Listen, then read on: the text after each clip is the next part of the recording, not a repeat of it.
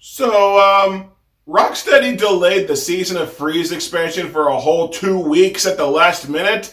Is anybody ever gonna explain why?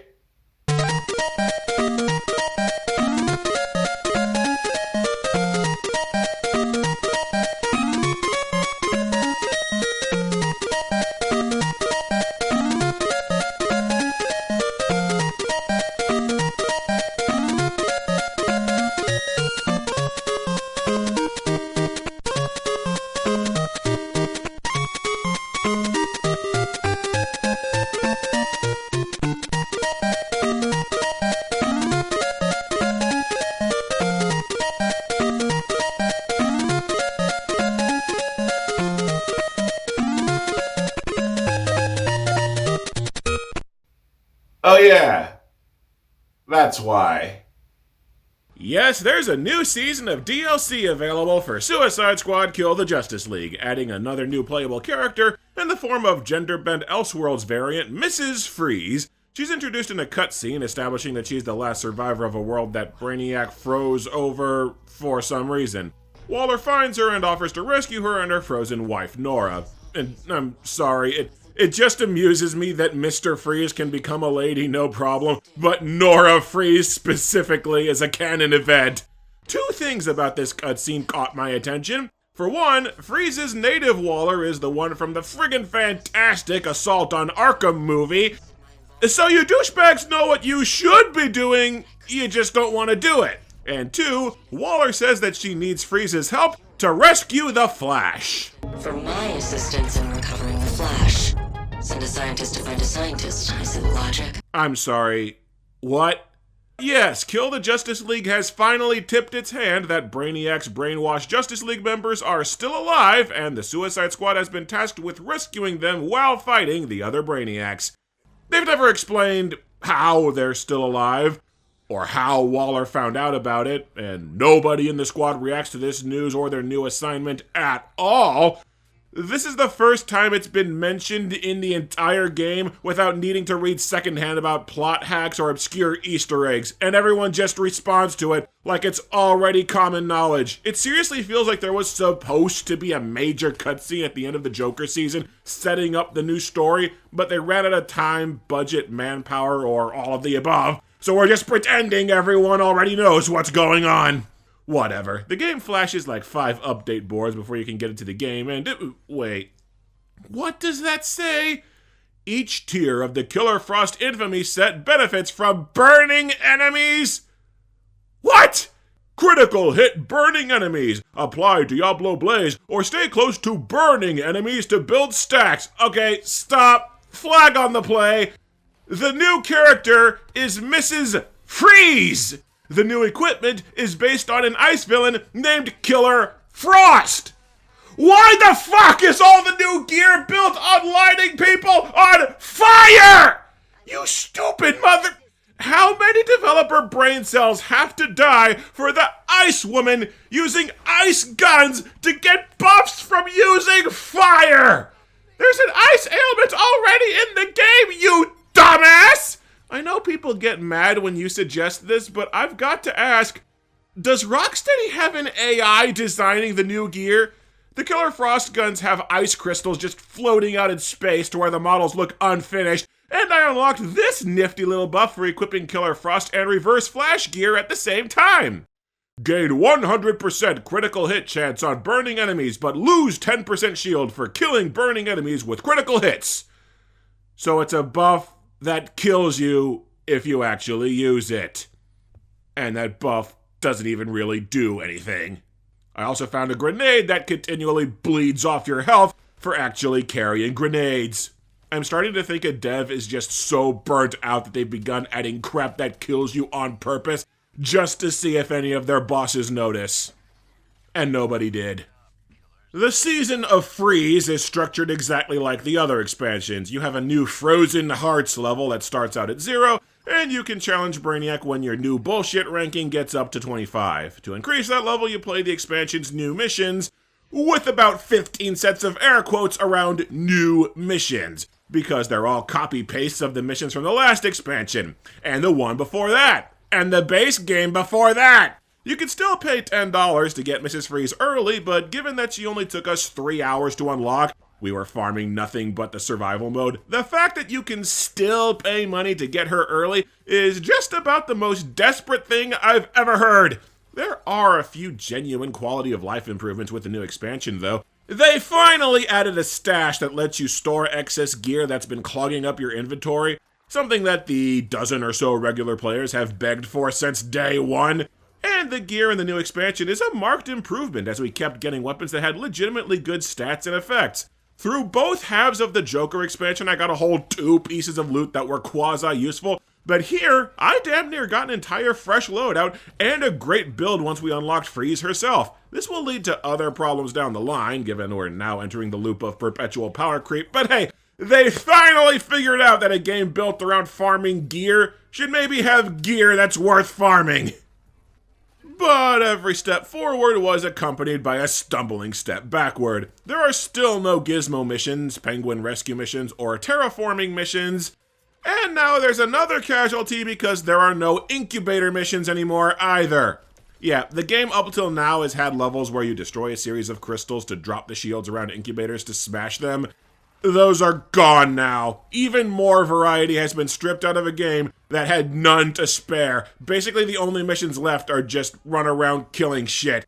They have eliminated a mission type with literally every single expansion. At this rate, even if they finish their stupid-ass roadmap, there won't be any game left at the end of it. Please scrap the satellite missions next. They're obnoxious pains in the ass, and they force you to play 2 of them to unlock Mrs. Freeze's rescue mission. We finished the expansion in 2 play sessions, and our first session was bugged out the ass. Enemies were constantly popping and warping like crazy. My guns kept bugging out of ammo, and one bugged to quit picking up ammo altogether. Enemies would bug just to not take damage, or the new Green Lantern enemies would never spawn the constructs that you need to shoot. The game's servers are such a rolling shit show that it's a coin toss whether a play session for us will be playable or not. And I don't know why the servers are such hot garbage and bogged down. Nobody's using the damn things! The new incursion maps have a river of lava flowing through them, and if you get shot in the air and fall into the lava, you can get stuck somewhere that it's physically impossible to revive you. This is a game breaker bug that instantly fails you on a mission because you lose if a player can be revived and isn't. And it's a game breaker bug that hit us twice in one night. Wait, are you both able to be revived? I can be revived because I'm not in lava, but Schnick's kind of fucked. Because, of course, okay, so maybe I got knocked out of the air, and I fell into the lava, and the game's just keeping me there. Oh, and the game has a barely used mechanic called hit squads, where a group of elite enemies will ambush you if you clear certain conditions.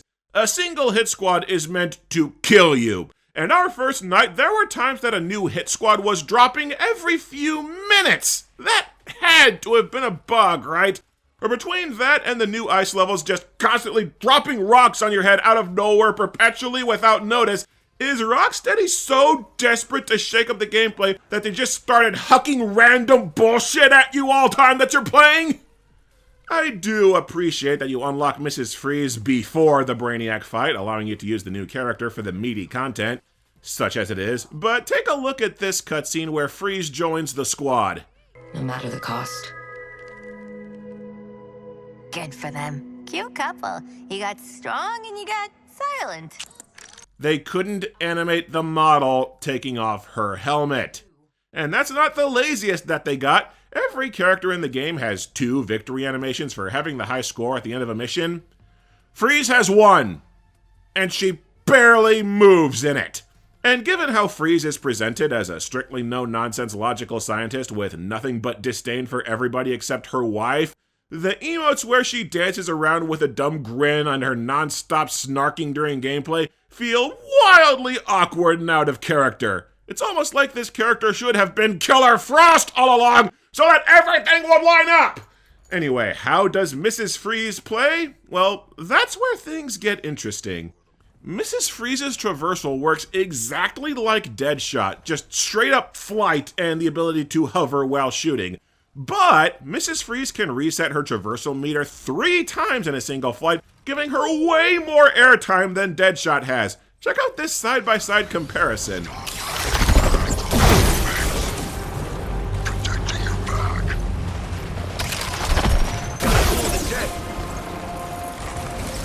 Just typical for the man to finish way before the lady is done. It's like an Energizer Bunny commercial. Oh, and that's not all. Unlike Deadshot, Mrs. Freeze also has a fantastic melee attack, lugging around a giant ice axe like she used to date Sub-Zero. And even just a decent piece of gear, she kills anything that's not a brute in one hit. And with a shield harvest and a suicide strike, even brutes can go down in mere seconds to a melee beatdown. Freeze can also run indefinitely on the ground without using traversal power, speeding up and smoothing out basic navigation with a simple action that only King Shark is able to do otherwise. The trade-off for Mrs. Freeze being good at everything is that there are 3 types of guns that are off limits when you're playing her, whereas other characters only have 2. Oh no! You mean I'll have to get by with nothing but assault rifles, pistols, and heavy weapons so that I still have options for any range or degree of accuracy? No, please don't! Yeah, we all agreed that just in terms of being fun to play, Mrs. Freeze is easily and by far the best character in the game. If only because she's good at stuff that's a tedious pain with all the other characters.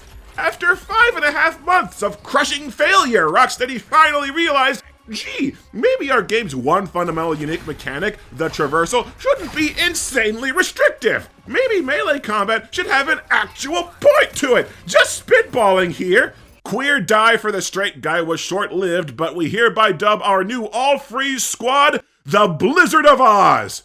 Plus King Shark, because her voice actress Kelly Hu is a major environmental activist for ocean life. And don't you worry, Miles still got stuck in the terrain even having switched to freeze. The dude is cursed at this point. And yeah, great as Freeze is, we all saw the parallels here, history repeating itself. I'm not one to beat a dead horse. You shut up! But when I took my final look at Marvel's Avengers, I observed that Jane Foster was a patched version of Thor, and Winter Soldier was a patched version of Captain America. Instead of actually adding to the game, the new content was meant to full-on replace the core game like a big-ass patch. Mrs. Freeze plays like Deadshot if Deadshot was better at everything. Suicide Squad is still stuck in the cycle of patching the core gameplay rather than adding anything of any substance. Or there's a simpler explanation for why the two play so similar. They're lazy.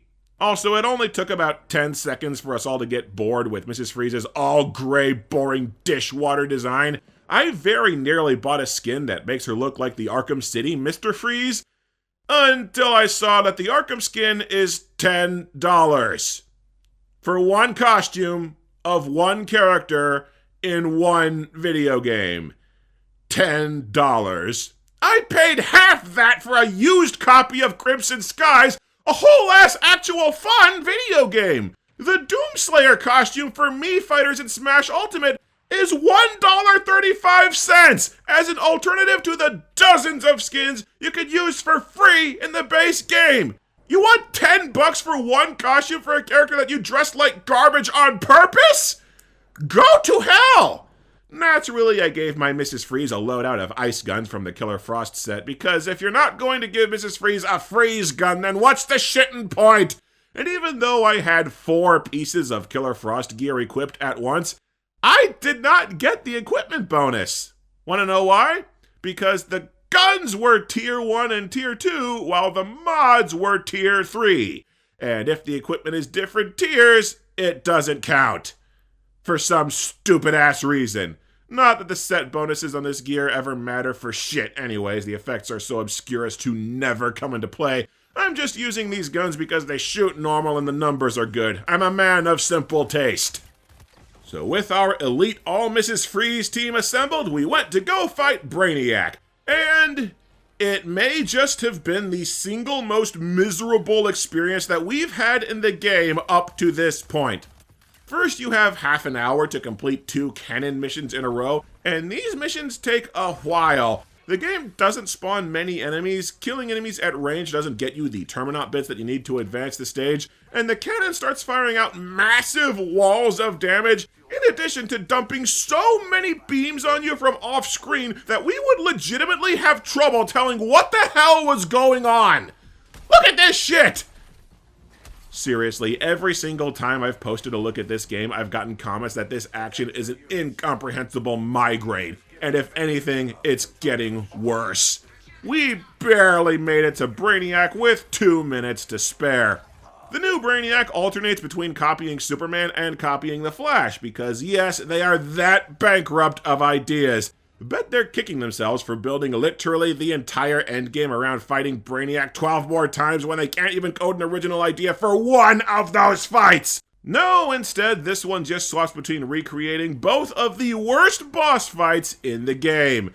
As Superman, he whips around the field, only being open to shoot for a few seconds at a time, and as the Flash, he whips up massive near-instant kill tornadoes and invincibly runs around completely unmarked and too fast to land any hits. Brainiac spends most of the fight completely immune to everything. You have to meticulously track him yourself to spot the few second intervals where you can actually land damage, and the entire time he's flooding the stage with enemies and hurricanes to make tracking him that much harder. This fight alone took us a little over half a friggin' hour. The fight isn't even hard, because we were constantly healing and we could easily avoid his area effect attacks. He's just a cheating shitbag that can't be damaged for like 90% of the fight. That's not challenging, that's just wasting the player's time. Stalling because you don't know how to make video games! But at long last, we killed Brainiac 4 out of 13. You know, even combining League members, you only have 3 Brainiacs left before you're stuck in a corner again. And we get the cutscene that everyone was eager for, rescuing the Flash. Oh boy. Oh, wow. I'm not really used to getting winded. Hey, shouldn't you all be in jail? That was it. He just runs out, has 2 lines, and passes out. And then the cutscene of the squad taking him back to base is a series of 4 still frames. Is the bank about to foreclose on Rocksteady's offices or something? How bankrupt is the game's production at this point? There are no new enemies, no new missions, no new bosses, no new maps unless you count a shitty ice filter. The new character is mostly a reskin of a pre-existing one. The only actual new shit is the guns, and the one time where you're actually forced to make a new cutscene, you have to resort to a slideshow. Come on! And apparently when a League member is rescued, they're put inside a little plastic tube like an action figure being kept in mint condition. Yeah, that way we don't have to write and record interactions or animate them moving. And wait, there's a tube for Wonder Woman, who I'm pretty sure is the only League member that's dead for real. That's gonna be awkward. Outside of a player character that's mostly a reskin, the Season of Freeze continues to add nothing new to the game. They didn't even add a new status ailment like Poison and Punishment from the last 2 expansions. But now that there's a genuinely fun character to play, genuinely fun gear to farm, and they've made it official that they're undoing the game's garbage story, has Kill the Justice League finally been saved? No, it hasn't. To gather footage and to firm up my thoughts, I went back and I started playing the game solo as more Mrs. Freeze. And after an hour and a half, I was done. I had no problem shutting the game off to go back to Crimson Skies. You see, even with a character that I enjoyed, I still quickly hit a cap where I wasn't getting any actual rewards for playing. I once again hit the point where all the new gear drops were useless to me. My Mrs. Freeze is decked out in Tier 3 Killer Frost gear, equipped with a Gatling gun that shreds enemies at any distance, and a parasite axe straight out of John Carpenter's The Thing that butchers everything. I played Mrs. Freeze until I maxed out her character level, and that was it. She's not going to get any stronger if I keep going. The Frozen Hearts rank doesn't do crap. The squad points improve your stats so slowly as to not do crap. And farming higher difficulties for the levels won't do crap. Even doing missions at mastery level 20, I'm not getting any gear that's worth the effort. I had more luck farming glitches than anything else. See, my solo run had the startup menu bug to keep repeating the seizure warning before hanging up on a black screen. Freeze's model glitched to carry 2 axes at once, and while I was filming the double axes, Captain Boomerang ran in front of me, bugged into the ground, and started dancing. Poor guy, he just wants attention. He is not taking it well that I have a new main. This is the problem with Kill the Justice League as a live service. There's no actual point to playing it. Not unless you bought a battle pass, pay more money to make the game loop function properly. And unless they completely overhaul the game's progression systems, which they can't, that sheer lack of a point to anything that you do is never going to be fixed. Rocksteady has confirmed that Suicide Squad's support team has been decimated down to a skeleton crew, because the studio is moving on to actual games, pitching a new single-player game to Warner Brothers, and having been assigned to make a director's cut of Hogwarts Legacy. Why is Hogwarts Legacy getting remade? It's not even 2 years old! And the Steam player numbers are pretty consistently in the low triple digits, which is the equivalent of a flatline. But Rocksteady is still pressing forward and pretending that everything's fine. No, we're totally still going to get out 5 seasons of expansions across a whole year. We're going to finish that Brainiac story. There's no need to stop blowing way too much money on costumes and battle passes and bullshit. Please ignore all the leaking hulls pouring water into the ship. This thing could drop dead at any time, and it won't surprise me in the slightest when it does. But before I sign off, let's discuss the elephant in the room, that expose. Jason Schreier, who you may recognize as the journalist who blew the lid off Anthem's troubled development, interviewed almost 24 Rocksteady employees who worked on Suicide Squad Kill the Justice League and wrote an article about his findings. Supposedly the big bombshell was that the live service nature of the game was Rocksteady's idea, but if you actually read the article yourself, they decided to make a live service game only after Warner Brothers sent shitloads of executives with multiple presentations about how live services are the only things worth making. Hint, hint, wink, wink, nudge, nudge. Remember, we hold your company's fate in our hands.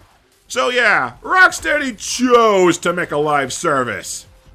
By jigsaw logic, Rocksteady ran into 2 key problems. The first being that they were woefully unprepared for a project of this scale. Arkham City and Arkham Knight were huge games, but both still pale and required manpower to an open-world online looter-shooter. Not only did they need to collaborate with a lot more studios, but they needed to hire a lot more staff. Staff that kept quitting when they found out they were making a live service. The second problem that Rocksteady ran into was, well, nobody knew how to make a live service. Rocksteady was flying by the seat of their pants through most of the game's development, at various points scrapping a melee combat system and heavily vehicle-based gameplay, before stumbling onto the safe and easy gunplay that we ended up with. Balancing 4 unique player characters was also a challenge, since the Arkham games only had you play as Batman, and 3 universally worse versions of Batman. And since the game's release date wasn't firmed up, engineers were perpetually panicked and focused on short-term fixes over long-term issues. Rocksteady co-founder Sefton Hill took ages to review work or make any design decisions because of the studio's high-quality standards, and because neither he nor co-founder Jamie Walker knew the first thing about live services. They also liked to pretend that everything was fine and the game would eventually just come together on its own, a mindset that the devs dubbed toxic positivity. Devs also pointed to the more philosophical issue that, well, they were used to making stories and content that you experience once, not designing missions that you might play multiple times a day, so they struggled coming up with a gameplay loop that wasn't monotonous and repetitive. And much like my previous episode on the Lord of the Rings Gollum, yeah, the whole team knew that the game was a piece of shit when it finally stumbled out onto stores. And before you mention them, nobody that Jason Schreier interviewed so much as mentioned the name Sweet Baby Incorporated. They did some grunt work filler writing on the audio logs and enemy chatter. They had 0 input on the story or game design, which are the game's actual problems.